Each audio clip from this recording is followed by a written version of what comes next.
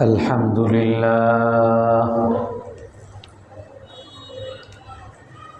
الحمد لله نحمده ونستعينه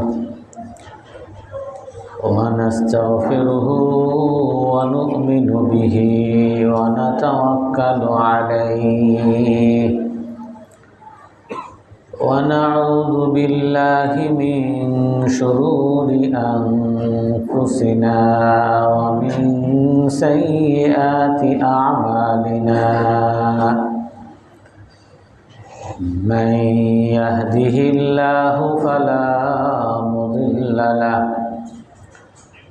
ومن يضلله فلا هادي له ونشهد أن لا إله إلا الله وحده لا شريك له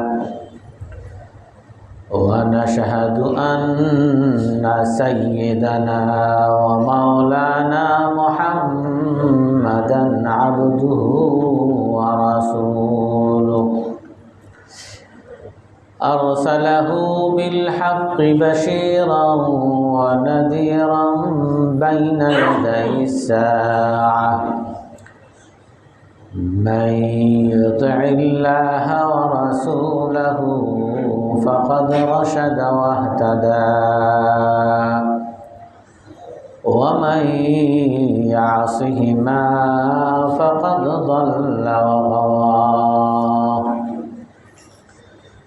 أما بعد فأعوذ بالله من الشيطان الرجيم بسم الله الرحمن الرحيم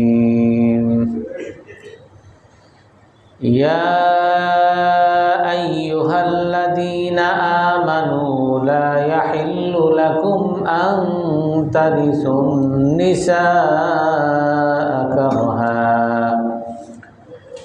ولا تعضلوهن لتذهبوا ببعض ما آتيتموهن إلا أن يأتين بفاحشة مبينة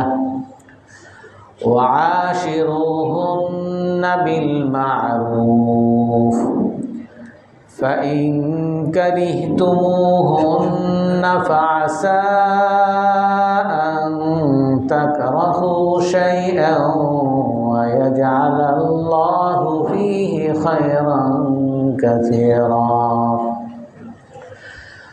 وإن أردتم استبدال زوج مكان زوج وآتيتم إحداهن قنطارا فلا تأخذوا منه شيئا أتأخذونه بهتانا وإثما عظيما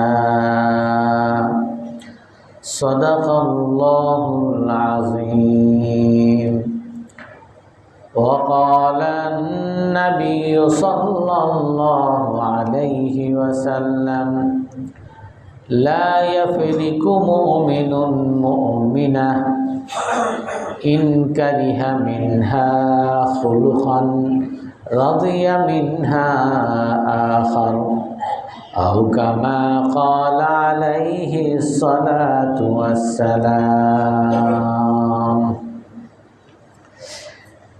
সম্মানিত মুসল্লিয়ানে কেরাম, আজ আমরা মহিলা, আমাদের মা, আমাদের বোন, আমাদের স্ত্রী, এই বিষয়ে আলোচনা করব। রাসূলুল্লাহ সাল্লাল্লাহু আলাইহি ওয়াসাল্লাম হাদিসের মধ্যে বলেন, মা তারাকতু ফিতনাতান আদাররা আলা রিজালি মিনান নিসা। আমি আমার উম্মতের জন্য আমার পরে পুরুষের জন্য নারীদের চেয়ে বড় বা ক্ষতিকর কোনো ফিতনা আমি রেখে যাইনি। এই হাদিস শুনলে অনেক মানুষই অনেক রকম মন্তব্য করে যে নারীরা কি ফিতনা নাকি। রাসূলুল্লাহ সাল্লাল্লাহু আলাইহি ওয়াসাল্লাম বলেন, আমার পরে আমি পুরুষের জন্য নারীর চেয়ে বড় ফিতনা আর রেখে যায়নি। ফিতনার অর্থ হলো পরীক্ষা। দুনিয়াতে আমরা সবাই সব কিছুতেই আমাদের পরীক্ষা করা হয়। আমি হাসি, কাঁদি, কথা বলি, হাঁটাচলা করি, সব কিছুই আমার পরীক্ষা। তো আল্লাহ রসুল সাল্লাল্লাহু আলাইহি সাল্লাম বলেন, পুরুষের জন্য সবচেয়ে বড় পরীক্ষা নারী।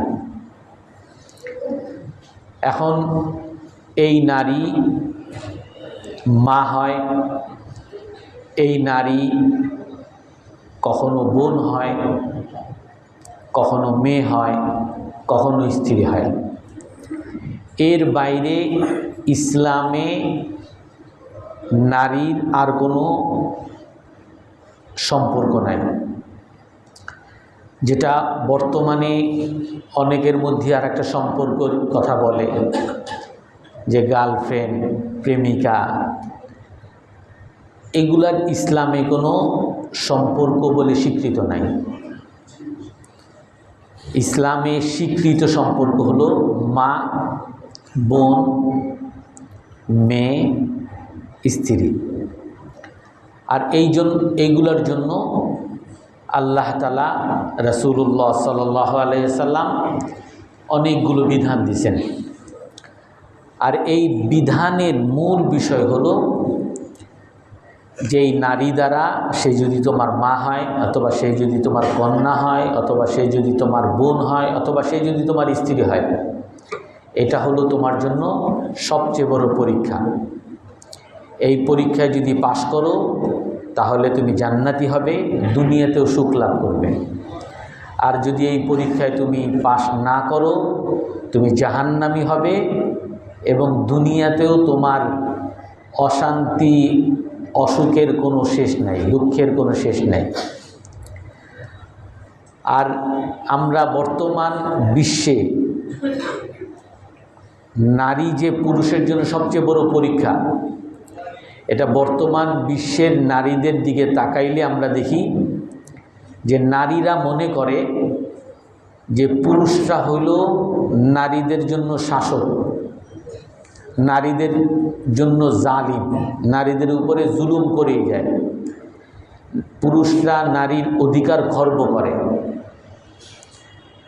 এবং অনেক নাস্তিক, অনেক উগ্র নারী এমনও আছে, তারা এটাও বলে যে অনেক পুরুষ তারা ধর্মকে, আল্লাহকে, রাসূলকে নারীদের উপরে জুলুম করার জন্য ব্যবহার করে। নাউজুবিল্লাহি মিন যালিক।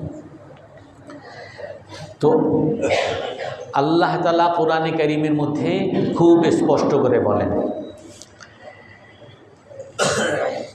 ওয়াশিরুহুন্না বিল মারুফ। সর্বপ্রথম নারী আমরা গত সপ্তাহে আলোচনা করেছিলাম যে নারী মা। এই মা হওয়ার জন্য নারীর সবচেয়ে বড় কষ্ট। কোনো নারী যদি মা হতে চায় তাহলে সবচেয়ে বেশি কষ্ট তাকে ধারণ করতে হয়। আর এই কষ্টের কথা আল্লাহ তাআলা কোরআনে কারীমের মধ্যে বলছেন, ওয়াসাইনাল ইনসানা বিওয়ালিদাইহি হুসনা। আমি মানুষকে তার পিতামাতার সাথে ভালো ব্যবহার করার জন্য বিশেষ নির্দেশ দিছি। বিশেষ করে হামালাতহু উম্মুহু ওয়াহনান আলা ওয়াহন, তার মা তাকে গর্ভধারণ করে কষ্টের পরে কষ্ট, 10 মাস, তারপরে আবার জন্মগ্রহণ করার পরে আরও 2 বছর, তারপরে 7-8 বছর একটা বাচ্চার নিঃস্বার্থভাবে যদি মা যদি কষ্ট সহ্য না করে তো এই বাচ্চা কখনোই বেঁচে থাকার অধিকার রাখে না, বেঁচে থাকতে পারে না। এই জন্য এই কষ্টটা, এই নিঃস্বার্থ কষ্ট যে মা করে, এই জন্য আল্লাহ তাআলা বলেন মায়ের অধিকার তোমার উপর সবচেয়ে বেশি, আর নারীরও সবচেয়ে বেশি কষ্ট এই বাচ্চার জন্য। কিন্তু আল্লাহ তাআলা এই মায়ের মধ্যে তার সন্তানের জন্য ভালোবাসা তৈরি করে দিয়েছেন, যেই ভালোবাসার কারণে এই নিঃস্বার্থ কষ্ট অনেক নারীরাই করে যায় তার সন্তানের জন্য। কিন্তু বর্তমান বিশ্বে আমরা যদি একটু তাকাই, এই কষ্টকর বিষয়টা বর্তমান বিশ্বে নারীদের মানবাধিকার লঙ্ঘন হিসেবে ধরা হয়। যে আমি কেন কষ্ট করব, আমি কেন এত লম্বা সময় আমি আর একজনের জন্য নিঃস্বার্থভাবে খেটে যাব, এই সন্তান তো শুধু আমার একার না, এই সন্তান তো পুরুষেরও। এমনিভাবে এর চেয়ে আরও বেশি আমরা যাদেরকে সভ্য মনে করি, এই সব সভ্য দেশে আমেরিকা, ইউরোপ, এই সব দেশে এখন নারীদের স্লোগান চলে যে নারীরা যদি কখনো তার পেটে বাচ্চা চলে আসে, এই বাচ্চাকে সে অ্যাবর্শন করে দিবে, নষ্ট করে দিবে। বরং এখন এমনও স্লোগান আসে যে বাচ্চা জন্ম হওয়ার পরে, বাচ্চা পেটে থাকা অবস্থায় নষ্ট করলে মায়ের জন্য অনেক সময় ক্ষতিকর হয়, এই জন্য জন্মগ্রহণ করার পরে তাকে মেরে ফেলবে, এই অধিকার চায় নারীরা। অর্থাৎ এবং এইটাকে সে পুরুষের একটা জুলুম মনে করে, যার কারণে বর্তমান বিশ্বে নারীরা এখন এই বাচ্চাকে গর্ভধারণ করতেই চায় না। এখন আমেরিকা, ইউরোপের একটা সবচেয়ে বড় সমস্যা হলো এটা, যে তাদের ভবিষ্যৎ প্রজন্ম কমে যাচ্ছে।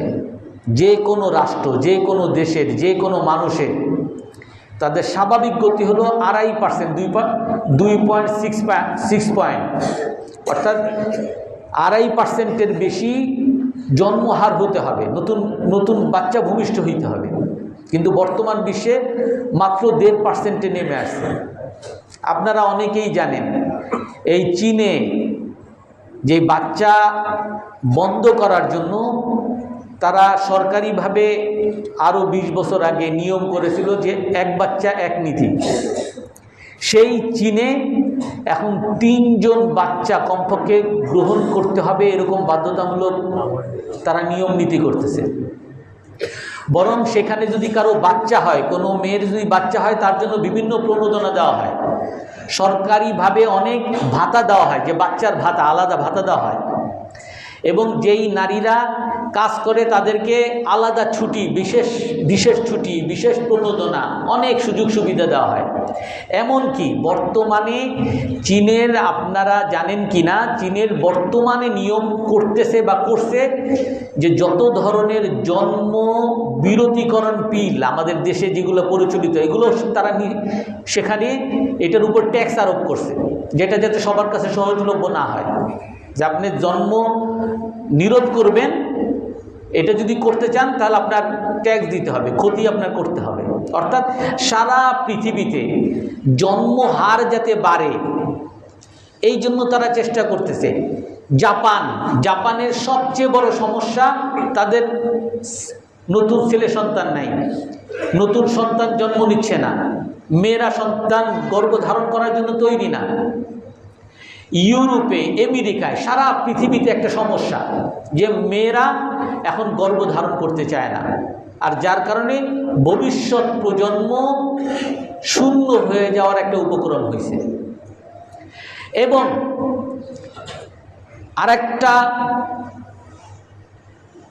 পরিসংখ্যান, এগুলো সব ইন্টারনেটে পরিসংখ্যান আছে, আপনারা দেখে নেবেন।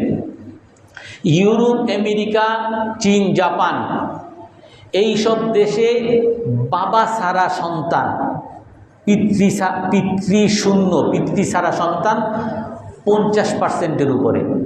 অর্থাৎ এমন সন্তান জন্মগ্রহণ করে যার বাবাও নাই, মাও নেই।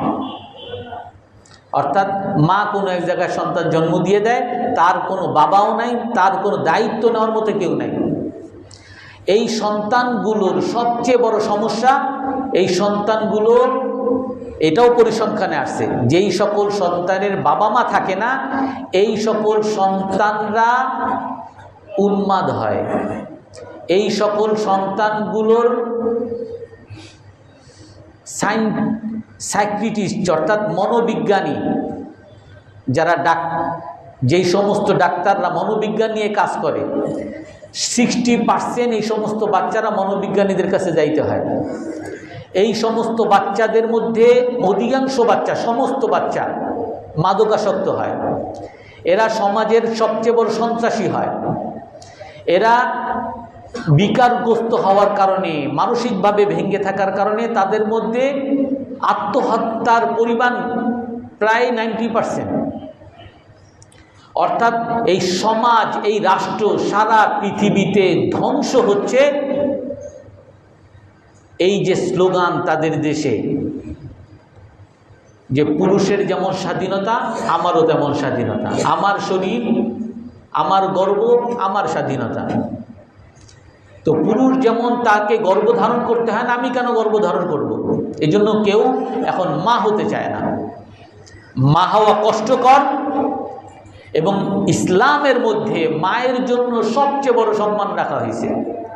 এক সাহাবী, বুখারী মুসলিমের হাদিস, মুআবিয়া ইবনে জাহাম রাদিয়াল্লাহু আনহু রাসূলের কাছে আসছেন, হে আল্লাহর রাসূল, আমি জিহাদে যেতে চাই, ইন্নী আরাল জিহাদা, আমি আপনার সাথে জিহাদে যেতে চাই।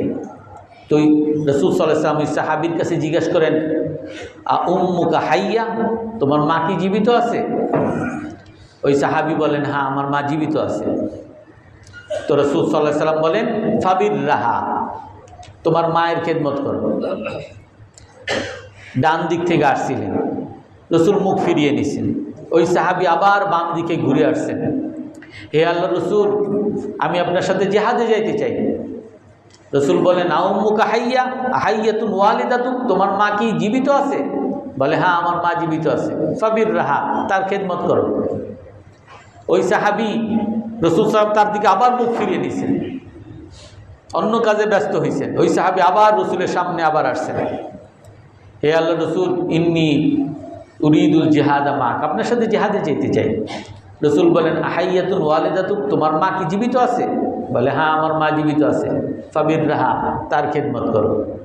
এরকম 3 বার ওই সাহাবীকে ফিরিয়ে দেওয়ার পরে রাসূলুল্লাহ সাল্লাল্লাহু আলাইহি ওয়াসাল্লাম ওই সাহাবীকে বলেন, ইলজাম রিজলাইহা ফাসাম্মাল জান্নাহ, তুমি জিহাদ চাও, জিহাদে যেতে চাও জান্নাতের জন্য, তোমার মায়ের পাকে আটকে রাখো, মায়ের পাকে ধরে রাখো, কারণ মায়ের পায়ের নিচেই তোমার বেহেশত। তুমি জান্নাতে যেতে চাইলে তোমার মায়ের পায়ের নিচেই বেহেশত, তার খেদমত করো, তুমি জান্নাতে যাবে। তো ইসলামের মধ্যে মাকে এমন সম্মান দেওয়া হয়েছে, সমস্ত মানুষের সবচেয়ে বড় অধিকার, সবচেয়ে বড় কর্তব্য, মানুষের জন্য সবচেয়ে বড় কর্তব্য তার মা, তার স্ত্রী না, তার সন্তান না, তার বাবা না, সবচেয়ে বড় কর্তব্য তার মা। এমনকি হাদিসের মধ্যে এটাও আছে, রাসূলুল্লাহ সাল্লাল্লাহু আলাইহি ওয়াসাল্লাম হাদিসের মধ্যে বলেন, লা তাউকান্না ওয়ালিদাই ওয়া ইন আমারাকা আন তুতাল্লিকাহা, তোমরা তোমার পিতামাতার অবাধ্যতা করবে না, যদিও তোমার পিতামাতা তোমাকে, তোমার স্ত্রীকে তালাক দিতে বলে। তোমার মা বলতেছে যে এই স্ত্রীকে তালাক দাও, আল্লাহ রাসূল বলেন তুমি মা বাবার অবাধ্য হবে না, যদিও তোমার স্ত্রীকে তালাক দিতে বলে। ওলামায়ে কেরাম বলেন, মা বাবা দুজনকে, মা স্ত্রী দুজনকে সমন্বয় করে চলতে, দুজনকে রাজি করিয়ে চলতে। কিন্তু কোনো ক্ষেত্রে যদি এমন হয় যে মা এক সাইডে স্ত্রী আর এক সাইডে, তো সেই ক্ষেত্রে মায়ের অধিকার সবচেয়ে বেশি। আল্লাহ তাআলা কোরআনে কারীমের মধ্যে এই মায়ের বেশ কিছু ঘটনা আছে। ওয়া আওহাইনা ইলা উম্মি মূসা আন আরদিহি فإذا خفت عليه فألقيه في اليم ولا تخافي ولا تحزني إنا رادوه إليك وجاعلوه من المرسلين فالتقطه آل فرعون ليكون لهم عدوا وحزنا إن فرعون وهامان وجنودهما كانوا خاطئين الله تعالى বলেন আমি ওহী পাঠাইছি। ওহী সাধারণত নবীদের কাছে পাঠান, কিন্তু আল্লাহ তাআলা এক মায়ের কথা বলেন। এই মায়ের কাছে আমি বিশেষ নির্দেশনা, আল্লাহর পক্ষ থেকে বিশেষ ওহী, বিশেষ নির্দেশনা পাঠাইছি।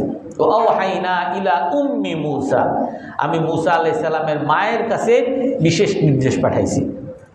মূসা আলাইহিস সালামকে যখন জন্ম হয় তখন ফেরাউনের বাহিনী সকল শিশু যারা জন্মগ্রহণ করতো তাদেরকে হত্যা করে ফেলত। তো মূসা আলাইহিস সালামের মা যখন মূসা আলাইহিস সালামকে ভূমিষ্ঠ করে, মা পেরেশান, আমার বাচ্চাকে তো হত্যা করে ফেলবে, খবর পাওয়ার সাথে সাথে আমার বাচ্চাকে হত্যা করে ফেলবে। বাচ্চা যখন চিৎকার করে মা বাচ্চার মুখ আটকে ধরে, গলা চেপে ধরে, যাতে চিৎকার কোথাও না শোনা যায়, তার পেরেশান। আল্লাহ তাআলা বলেন আমি মূসা আলাইহিস সালামের মায়ের কাছে খবর পাঠাইছি, আন আরদিই, তুমি তাকে দুধ পান করাও। ফাইদা খিফতি আলাইহি ফাআলকিহি ফিল ইয়াম, আর যদি তুমি মনে করো, তুমি যদি ভয় পাও তোমার বাচ্চাকে তারা মেরে ফেলবে, তাহলে তুমি তাকে একটা বাক্সে ঢুকাও, আর বাক্সটা, ওই বাক্সের মধ্যে তোমার এই সন্তান সহ সমুদ্রে ফেলে দাও। ফাআলকিহি ফিল ইয়াম, সমুদ্রে ফেলে দাও। সমুদ্রের মধ্যে কত ঢেউ, সমুদ্রে কত কিছু, সেইখানে এই বাচ্চাকে যদি ফেলে দেই সে তো সেখানে মারা যাবে নির্ঘাত। আমাদের যারা আত্মহত্যা করতে যায় তারা ওই ব্রিজ থেকে পানির মধ্যে লাফ দেয় আত্মহত্যা করার জন্য, তো সমুদ্রে ফেলে দেওয়া তো তারা মেরে ফেলা। তো আল্লাহ তাআলা বলেন ফাইদা খিফতি আলাইহি ফাআলকিহি ফিল ইয়াম, তুমি তাকে সমুদ্রে ফেলে দাও। ওয়ালা তাখাফি ওয়ালা তাহজানি, তুমি ভয় পেও না, ভয়ও পেও না, টেনশনও করো না। ওয়ালা তাখাফি ওয়ালা তাহজানি, লা তাখাফি ভবিষ্যতের কোনো ভয়, লা তাহজানি ফেলে দিছো, এখন টেনশন আমার বাচ্চার কি হলো কি হলো, তুমি টেনশনও করো না। আল্লাহ তাআলা বলেন টেনশনও করো না। ফাইন্না রাদুহু ইলাইকি ওয়া জাইলুহু মিনাল মুরসালিন, আল্লাহ তাআলা ওই মায়ের কাছে বিশেষ সংবাদ, নবীদের কাছে যেমন ওহীর মাধ্যমে সংবাদ পাঠান, ওই মায়ের কাছে বিশেষ সংবাদ পাঠাইছেন। ফাইন্না রাদুহু ইলাইকি, আমি তোমার এই সন্তানকে তোমার কাছে আবার ফিরিয়ে দেব। তুমি সমুদ্রেও যদি ফেলে দাও তারপরও বাঁচানোর ক্ষমতা তো আমার। তোমার এই সমুদ্রে ফেলে দেওয়ার পরেও আমি তাকে তোমার হাতে আবার ফিরিয়ে দিব। ওয়াজাইলুহু মিনাল মুরসালিন, আর তোমার কাছে ফিরিয়ে দিব, হয়তো মরা অবস্থায় আসবে, আর পাইলাম আমি মৃত পাইলাম, তাহলে কি হলো? আল্লাহ তাআলা বলেন আমি তোমার কাছে ফিরিয়ে দিব। ওয়াজাইলুহু মিনাল মুরসালিন, আর এই শিশুকে আমি রসুল বানাবো। আল্লাহ তাআলা ঘোষণা দেন। তো এই মায়ের, মূসা আলাইহিস সালামের মা মূসা আলাইহিস সালামের জন্য যে কষ্ট করছেন, কোরআনে কারীমের মধ্যে পুরো ঘটনা আল্লাহ তাআলা এই মূসা আলাইহিস সালামের মায়ের ঘটনা আনছেন। আরও ঘটনা আছে, এবং মূসা আলাইহিস সালামের মায়ের কাছে ওহী পাঠাইছেন। নবীদের কাছে যেমন ওহী পাঠানো হয়, তার কাছে সেরকম বিশেষ নির্দেশনা পাঠানো হয়েছে, যদিও উনি নবী না। কোরআনে কারীমের মধ্যে আরেকজন মায়ের কথা আসছে। আল্লাহ তাআলা বলেন وإني أعيذها بك وذريتها من الشيطان الرجيم فتقبلها ربها بقبول حسن وأنبتها نباتا حسنا وكفلها زكريا كلما دخل عليها زكريا المحراب وجد عندها رزقا قال يا مريم أنى لك هذا قالت هو من عند الله আল্লাহ তাআলা আরেক মায়ের কথা বলেন। মারিয়াম আলাইহিস সালামের মা, কোরআনের ভাষা হলো বিনতি ইমরান, মারিয়াম আলাইহিস সালামের মা, উনি ওনার পেটে যখন সন্তান আসে উনি মানত করে, নাদারতুহা মুহাররারান ফাতাকাব্বাল মিন্নি, হে আল্লাহ আমার এই সন্তান যদি আপনি ভূমিষ্ঠ করেন আমি আপনার জন্য মানত করলাম, হে আপনি আমার এই সন্তানকে আপনি কবুল করে নেন, আপনার এই মসজিদের খাদেম হিসাবে আমি তাকে মানত করলাম। আমরা অনেকে মনে করি মসজিদের খেদমত করা মনে হয় খারাপ কাজ, অথচ সাহাবায়ে কেরামরা তারা এইটাকে এত বড় সওয়াবের কাজ মনে করতেন। রাসূল সাল্লাল্লাহু আলাইহি ওয়াসাল্লাম হাদিসের মধ্যেও বলছেন যে মসজিদ থেকে একটা ময়লা বাইরে ফেললো সে যেন বিরাট সওয়াব হাসিল করল, আল্লাহ তাআলা তার অন্তর পরিষ্কার করে দেবেন, আল্লাহ তাআলা তাকে একজন বুজুর্গ বানিয়ে দিবেন, ভালো কাজ করার মতো তৌফিক দিবেন। তো আল্লাহ তাআলার কাছে বলতেছেন মারিয়াম আলাইহিস সালাতু ওয়াস সালামের, মারিয়াম রাদিয়াল্লাহু আনহার মা, যে আমার পেটে যে সন্তান আসছে এই সন্তানকে আমি মানত করলাম আপনার মসজিদের জন্য আমি খাদেম বানাবো। তো আল্লাহ তাআলা যখন সন্তান দিছেন তখন এই সন্তানকে দেখেন মহিলা সন্তান হয়েছে। তো তখন ওই মারিয়াম রাদিয়াল্লাহু আনহার মা বলেন, হে আল্লাহ, ওয়ালাইসা যাকারু কাল উনসা ওয়া ইন্নী সাম্মাইতুহা মারইয়াম ওয়া ইন্নী উঈদুহা বিকা ওয়া যুররিয়াতাহা মিনাশ শাইতানির রাজিম, হে আল্লাহ আমি তো মনে করছিলাম ছেলে হবে, আমি মসজিদের খাদেম হিসাবে মানত করছিলাম, এখন তো দেখি যে আমার মেয়ে হয়েছে, ফালাম্মা ওয়াদাআতুহা উনসা, এখন তো দেখি মেয়ে হয়েছে, এখন কি করব আর। তারপরও মেয়ে হয়েছে, আমি এই মেয়েকেই আপনার মসজিদের খাদেম বানিয়ে দিব।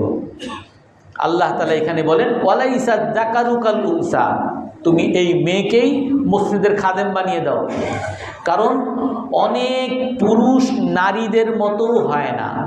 ওয়ালাইসা যাকারু কাল উনসা, অনেক পুরুষ নারীদের মতো হয় না।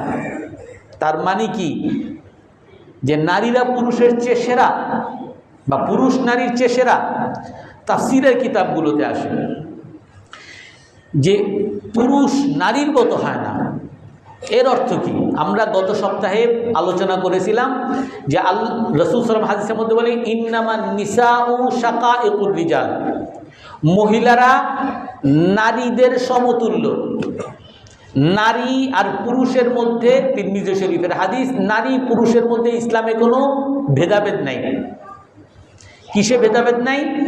নামাজ, রোজা, হজ, যাকাত পুরুষের যেমন যেই দায়িত্ব নারীরও একই দায়িত্ব। এইগুলা কবুল হওয়ার ক্ষেত্রে, আল্লাহ তাআলার কাছে প্রিয় হওয়ার ক্ষেত্রে পুরুষ যেমন যেই রকম প্রিয় হবে নারীও সেরকম প্রিয় হবে। মালিকানার ক্ষেত্রে পুরুষ যেমন সম্পদের মালিক হবে, পুরুষ যেমন বেচা কিনা করলে তার বেচা কিনা হবে, পুরুষ যেমন ঘর বাড়ি বিক্রি করতে পারবে, উত্তরাধিকার সম্পত্তি পাবে, উত্তরাধিকার মানুষকে বানাবে, নারীও একই। নারীও বেচা কিনা করতে পারবে, নারী সম্পদের মালিক হবে, নারীও উত্তরাধিকার হবে, তার সম্পদেরও মানুষ উত্তরাধিকার হবে। এই সব ক্ষেত্রে এমনকি পুরুষের যে দায়িত্ব মুসলমান হিসেবে ভালো কাজের আদেশ করা, অসৎ কাজে নিষেধ করা পুরুষের যেমন দায়িত্ব, নারীরও দায়িত্ব।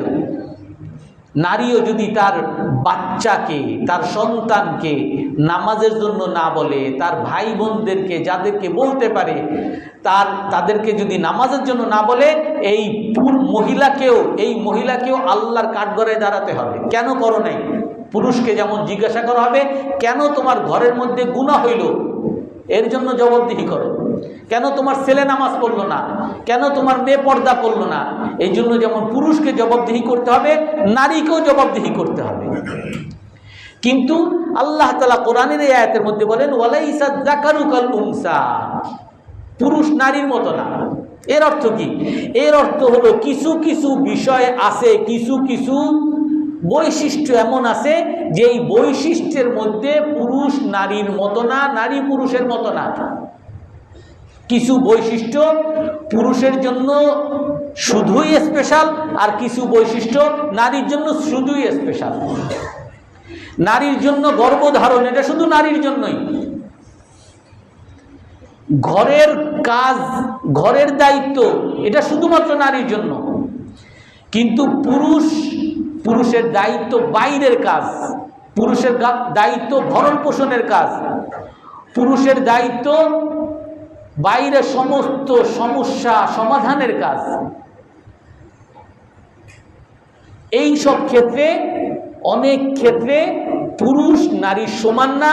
যেই নারী একজন গর্ভধারণ করে একজন সন্তানের মা হয়ে ওই সন্তানের সবচেয়ে বড় কর্তব্যের দাবিদার হয়, পুরুষ ওই মায়ের সমতুল্য কখনো হবে না।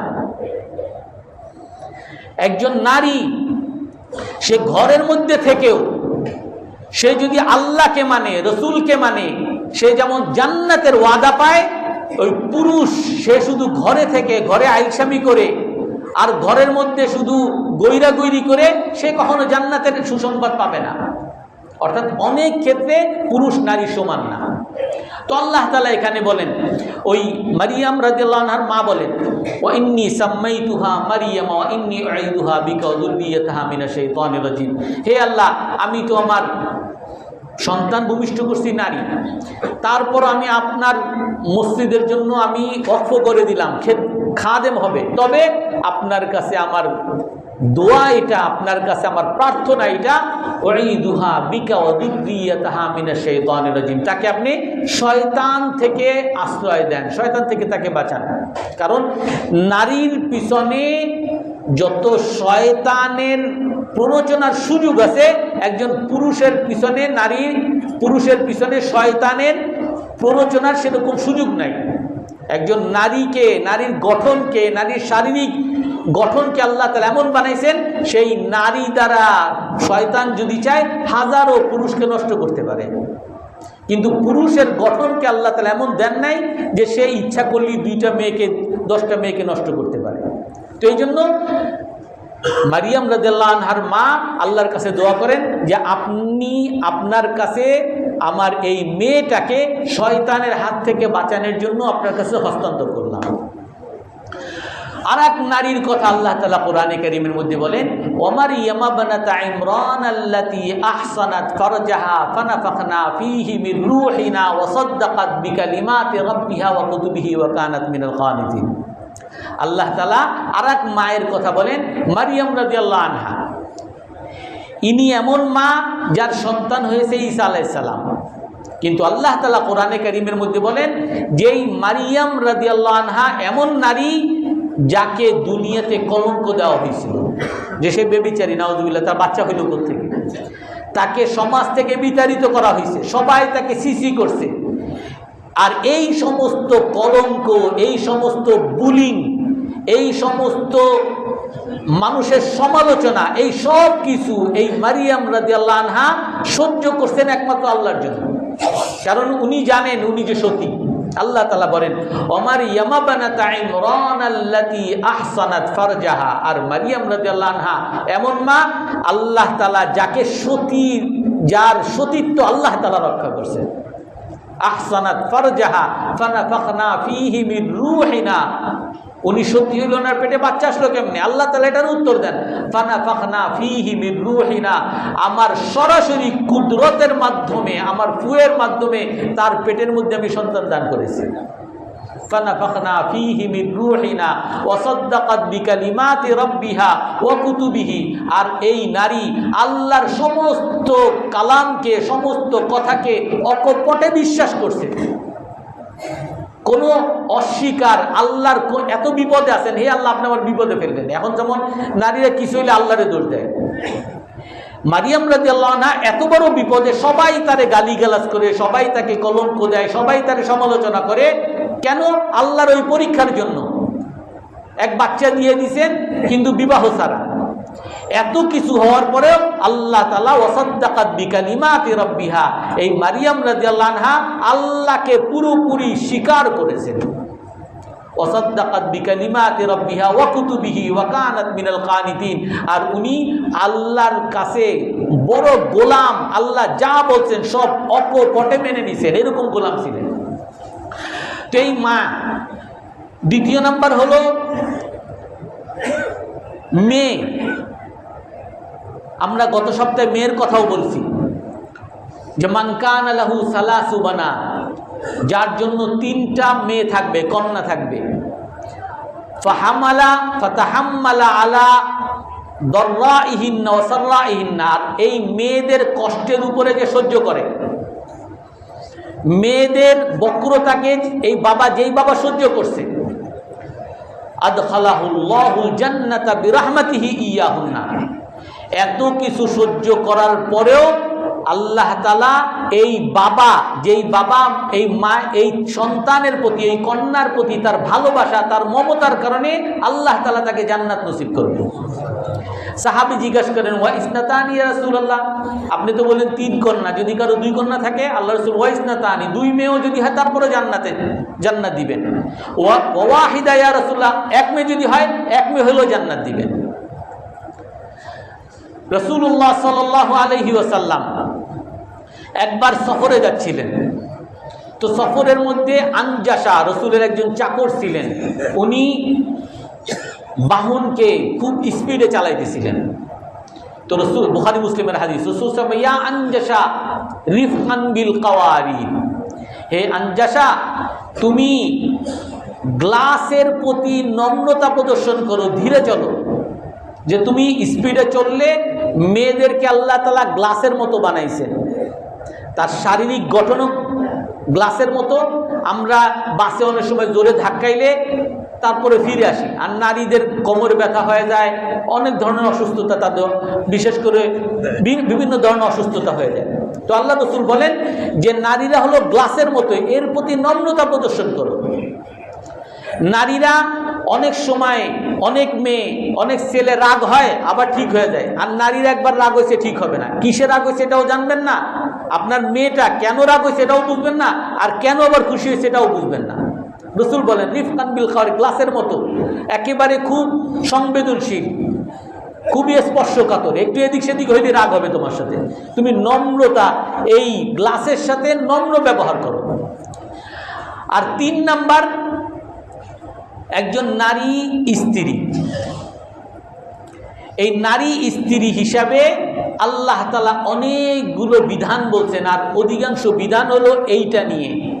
কারণ একজন সন্তান মাকে সম্মান সাধারণত করে, মা যেহেতু মা তাকে লালন পালন করছে, মায়ের অধিকার পূরণ করতে, মায়ের কর্তব্য পালন করতে সাধারণত সন্তানের গায়ে বাজে না, যদি খুব খারাপ না হয়। আবার মা, একজন সন্তান, তার একজন পুরুষ তার মেয়ের প্রতি সবসময় দরদি হয়, এটাও তেমন সমস্যা হয় না, কারণ মেয়েকে সে ভালোবাসে।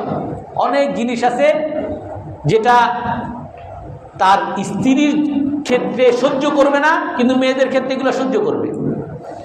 অনেক ক্ষেত্রে স্ত্রী নিজে এই কষ্ট সহ্য করবে না, যেটা মেয়েদের কষ্টের ক্ষেত্রে সহ্য করবে। মেয়েদেরকে সে কখনো রান্নাই শিখাবে না, অনেক মার আছে মেয়েদেরকে রান্নাই শিখায় না, আর অনেক বাবাও কোনোদিন মেয়ের রান্নাও শেখায় না। অথচ এই মেয়ে আবার যখন আরেক পুরুষের কাছে যাবে, তখন সে কেন রান্না করে নাই, এই লোকে তার স্ত্রীর সাথে যেমন রাগ হয়, কেন রান্না করো নাই, কেন ওই কাজ করো নাই, কেন ঘরের কাজ করো নাই, অথচ এই ঘরের কাজ না বাবা না মা তার মেয়েকে শিখায়। আর যার দ্বারা এই মেয়ে হয়তো বা দেখা গেছে আরেকজনের মাথা ব্যথার, আরেকজন পুরুষ আরেকজনের স্বামীর মাথা ব্যথার কারণ হয়ে যায়। আল্লাহ তাআলা কোরআনে কারীমের মধ্যে বলেন, ওয়া মিন আয়াতিহি আন খালাকাকুম মিন নাফসিন ওয়াহিদা সুম্মা জাআলা মিনহা যাওজাহা লিতাসকুনু ইলাইহা। আল্লাহ তাআলা বলেন আন খালাকাকুম মিন নাফসিন ওয়াহিদা ওয়া জাআলা বাইনাকুম মাওয়াদ্দাতান ওয়া রাহমা। আল্লাহ তাআলার কুদরত, আল্লাহ তাআলা নারীদেরকে তোমাদের থেকে সৃষ্টি করছেন, তোমাদেরকে এবং নারীকে এক জীবন থেকে, অর্থাৎ আদম আলাইহিস সালাম থেকে সৃষ্টি করছেন।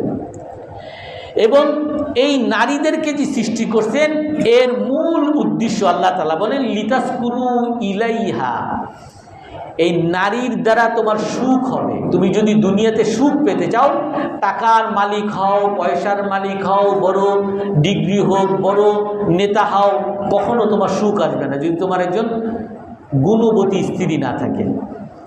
লিতাসকুনু ইলাইহা, আল্লাহ তাআলা বলেন তোমার প্রশান্তির জন্য আল্লাহ তাআলা তোমার স্ত্রীকে তৈরি করছেন।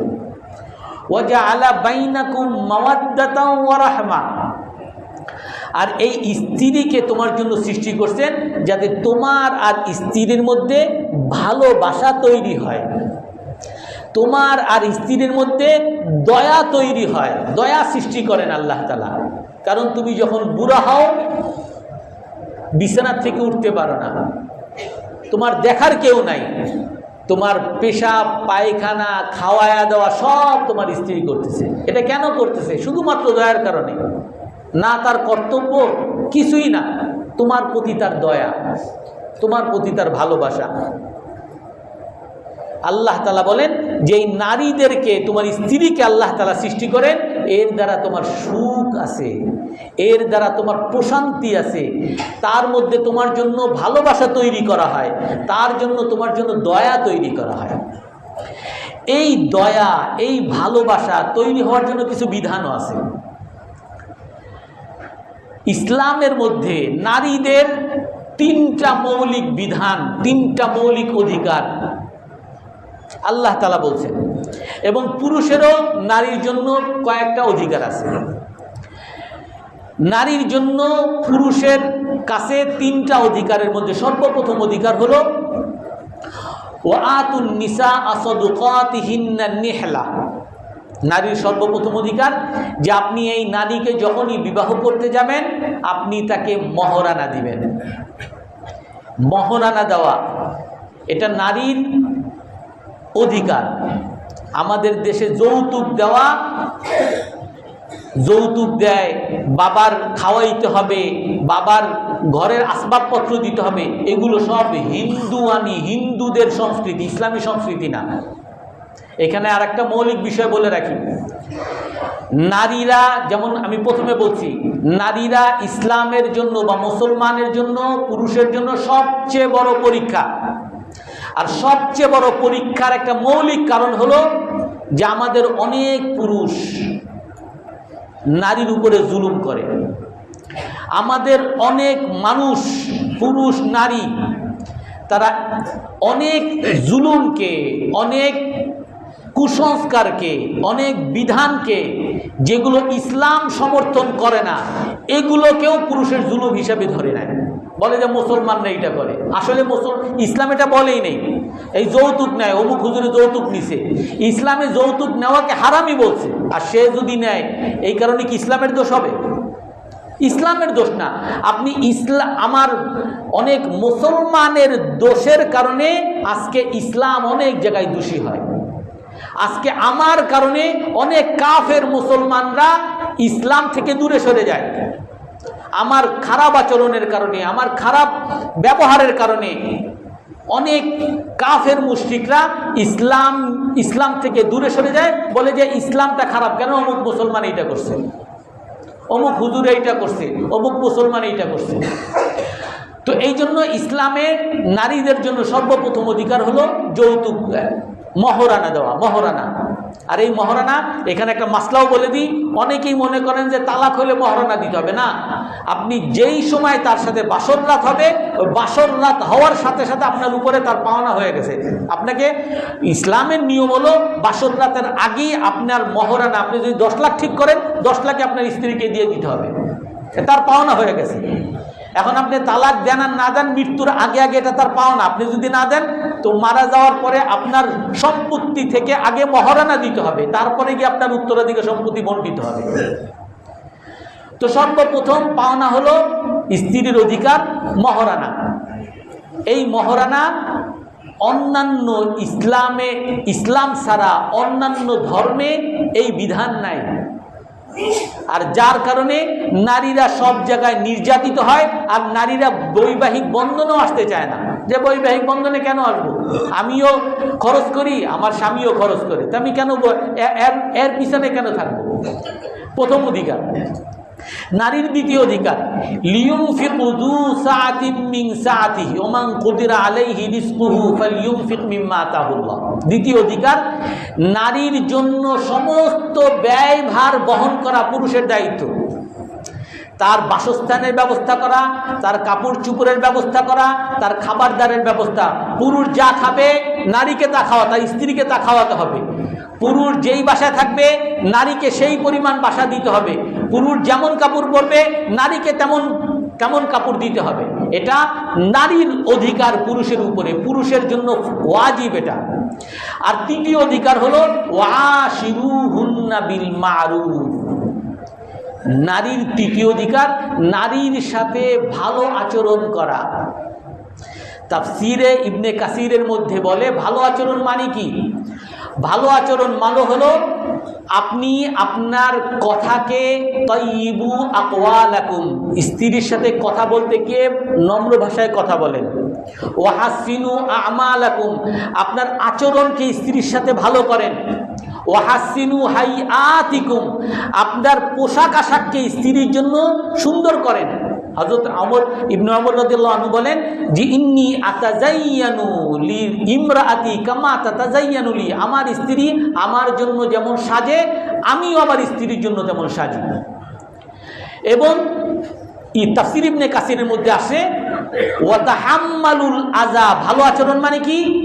স্ত্রীকে কষ্ট দেওয়া না, শুধু এতটুক না আপনি স্ত্রীকে কষ্ট দিলেন না, এটাই শুধু ভালো আচরণ না।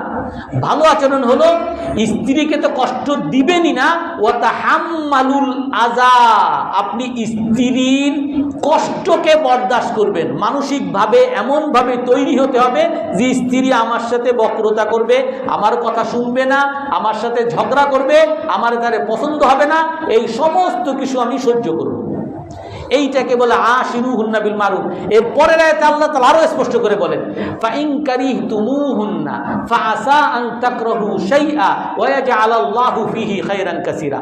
যদি তোমরা নারীদেরকে অপছন্দ করো, আল্লাহ তাআলা কোরআনের আয়াত, আপনার চেহারা ভালো লাগে না, বাবা মা জোর করে বিয়ে দিয়ে দিছে, অথবা তার ঝগড়াঝাটি শুনে বা তার করে আপনার তার ভালোই লাগে না। আল্লাহ বলেন যদি তোমরা নারীদেরকে অপছন্দ করো, ফাআসা আন তাকরাহু শাইআ, জেনে রাখো তোমরা অনেক জিনিস অপছন্দ করো, কিন্তু আল্লাহ তাআলা ওই জিনিসের মধ্যে তোমার অনেক কল্যাণ রাখছে। আর আরেক হাদিসের মধ্যে রাসূল বলেন লা ইয়াফরিকু মুমিনুন মুমিনা, কোন মুমিন পুরুষ কোন নারীকে যেন ঘৃণা না করে, যে এটা ভাল লাগে না ওইটা ভাল লাগে না।